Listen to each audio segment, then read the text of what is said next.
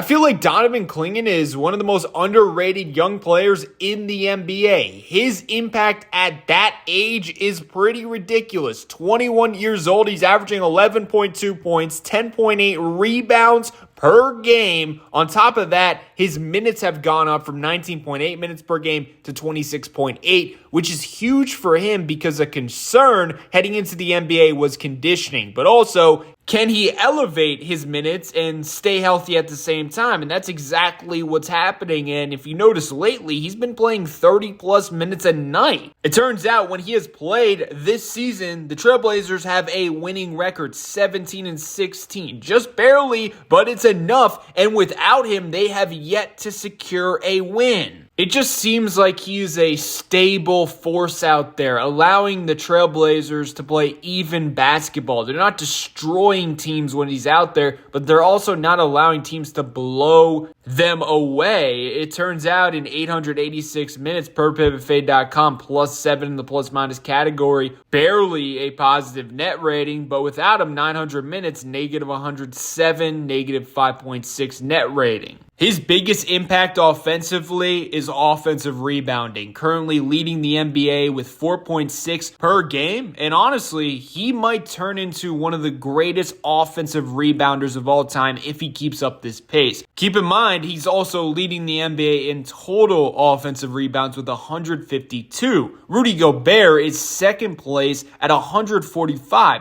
The thing is, Rudy Gobert has played 1,100 plus minutes. Meanwhile, Donovan Clingan is just under 900 minutes. And if you guys have been following the Portland Trailblazers, one of their biggest issues is their offensive consistency, mainly three-point shooting. But one way they've been able to combat that and still stay in many ball games is, through second chance points. Currently second in the NBA, averaging 18 points per game in that category, only behind the Houston Rockets, who are historically great at offensive rebounding. And Donovan Clingan deserves a ton of credit for that. He's currently second, only behind Nikola Jokic with 139 second chance points. And once again, look at the top four, way above him in minutes, all above 1,000. Meanwhile, he's sitting at 886. But also, when he gathers in these offensive rebounds, he's not just a threat to score for himself. When he doesn't have an immediate play finishing opportunity, he's looking for his teammates on the perimeter or cutting. One thing that sticks out to me about his game is his hands. I mean, look at this rebound. It's a tough miss. Goes right at him quickly, and he just holds it in with one hand. And of course, he has the smarts to wait for his shooter to get open, hand it off, free three. Keep in mind, in both of these examples, he's catching with his weak hand. And again, in a blink of an eye, he finds his open teammate on the perimeter. And besides his obvious strengths that we will get into defensively, this is probably my favorite thing about him and why I believe he's got star power is offensively, he's not just this clumsy big that you can't trust with a tough pass. Basically, everything doesn't have to be perfect for him to score. Obviously, his main role is going to be play finish opportunities from guards who are drawing attention, but also he'll do things like this, and you can tell he's got somewhat of a bag and skill for his size. First off, can we appreciate how he makes the Celtics center, who's 7 foot, look like a little boy? I digress. One dribble, and he goes baseline, staying in bounds while staying on balance for the reverse lay-in. Once again, nothing crazy, but he looked confident and smooth and quick in his decision-making process doing that move. And that's important to me because besides demigods like Jokic and Embiid, it's tough to look smooth at that size consistently. For example, when a guy like Rudy Gobert pulls off something like this, it kind of blows your mind and you'll hear the announcer really hype it up. But no, with Clingan, he's got stuff in his offensive bag. Keep in mind, three-point shooting progressing slowly but surely. As I'm recording this video, he's shooting 34.4% from the three-point line on 2.7 attempts per game. So that's a big improvement volume-wise, but also efficiency-wise compared to his rookie season where he shot 0.7 three-pointers per game to just 28%. Also, the last 11 games, he's really been playing the best basketball of his career, in my opinion. 14.3 points, 12 rebounds per game.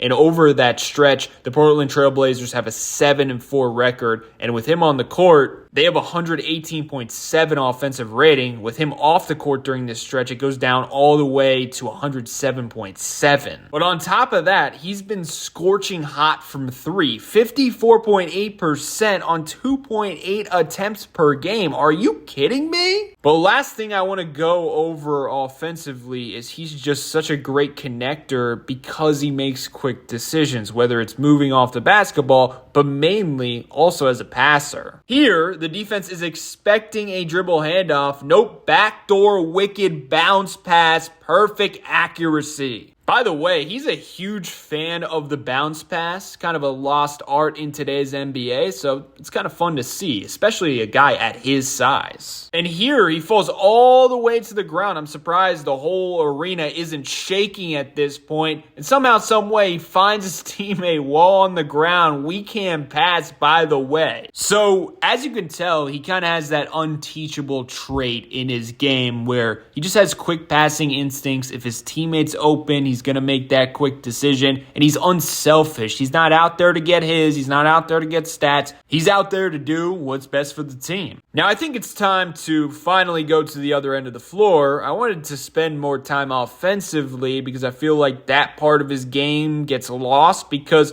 he's such a great rim protector. I mean, just look at Basketball Index, rim protection A+.